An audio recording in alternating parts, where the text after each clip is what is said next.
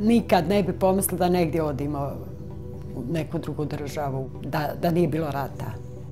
Bilo je super, sve smo imale. Svi smo imali poslove, svi smo bili na okupu, zdravi, živi.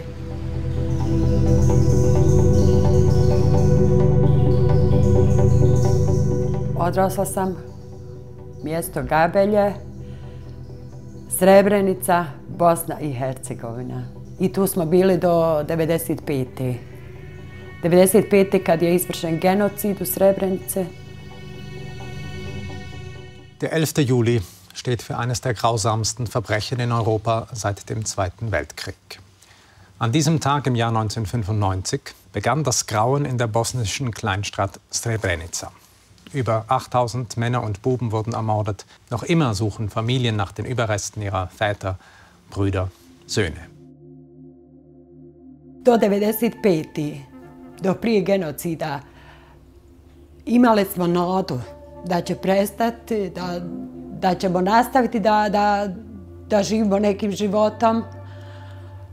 Ali 95. kad je došla, pa to je teško objasniti onome ko to nije doživio.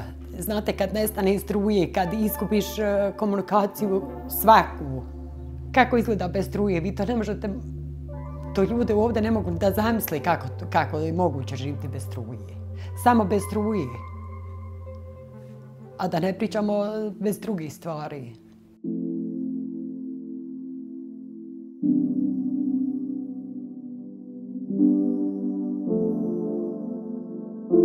Prvo smo mi počeli, ja i moj muž, u ratu. Pa tad su se svi koji su dole bili u ratu, svi su, i ko nije imao, tražio negdje da nešto posije, da proizvede sebe. U Bosni nam je značila puno zato što smo se odatle hranili, nije bilo s druge strane. Bilo je malo nešto humanitarne pomoći, ali ne uvijek. I kad je bilo, nije bilo dovoljno.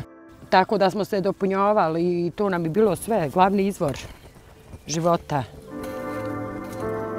To nije bilo godinu ili malo vremena, to je bilo više vremena.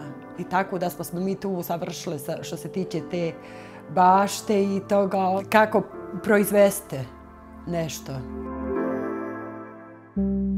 Kad je došlo da moramo da napustimo odatle, da idemo, došli smo svi u Potočare, dole je bio kao mirovne snage. Srebrenica je bila zaštićena zona i tu smo se svi skupili kao mislili smo da će nas oni da štite, da će nas sačuvati.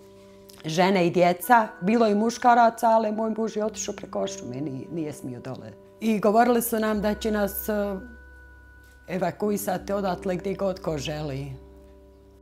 I sad su počeli dolaziti autobusi, kamioni i govorili su da idu prvo žene sa djecom do godinu dana. Moje dijete tad imalo 3,5 godine.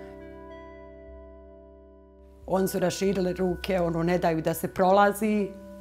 Ja sam dvojicu ovako ruke i prošla. Tu je bio kamion da se penjimo tu. Ja sam dodala jednoj ženi dijete, a ja ne mogu da se popnim.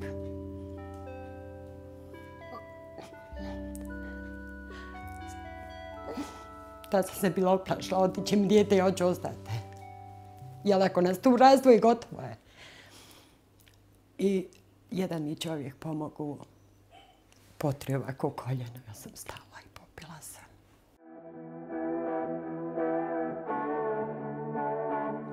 Ja sam tad bila sa dijetom. Ni za kog nisam znala da mi je živ. Mjesec dana. A znate li mi koliki je mjesec kad ne znaš ni za kog da je živ? I onda tu smo bili u beznađu, ne znamo šta da radimo. Naše tad još nije moglo da se vraćamo tamo, ali tamo nemamo ništa. Tamo nam je sve srušeno, popaljeno, prvo je izgoralo, pa su onda sa mašinama porušile. Moj brat 14 godina, mi nismo znali ni je li živ, ni je li mrtav. Ne možemo da nađemo ga da je ubijen, niti znamo da je živ. Kasnije smo shvatili kad već ti posmrtni ostaci nađu se, kad kosti nađu.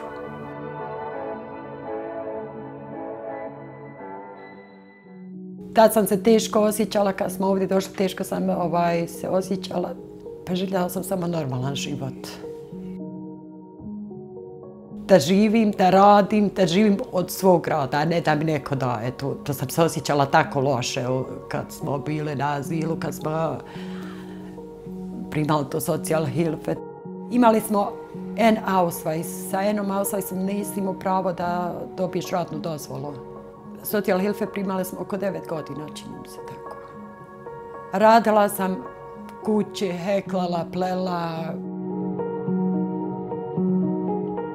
Kasnije smo garten uzeli. Idla sam kod jednog čovjeka i tako da sam pitala da li postoji mogućnost da mi to možemo dobiti negdje.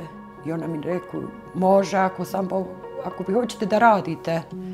Rekao, ja hoću tu baštu, bašta mi je puno pomogla.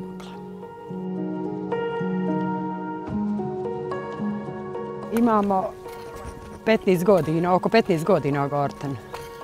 Ovi isti uvijek. Tu nam je blizu, zgrada je odmah dole, ima 3 minuta i puno nam pomože, puno. Spremamo sve, grill, čorbu, hljeb, pravimo ovdje ga pečimo. Moj muž je napravio gore u kamin, tu je hljeb tako ukusan, lijep. A ljeti ovdje za vikend napravimo više za cijelu sedmicu. Bašta mi je vratila život, čini mi se.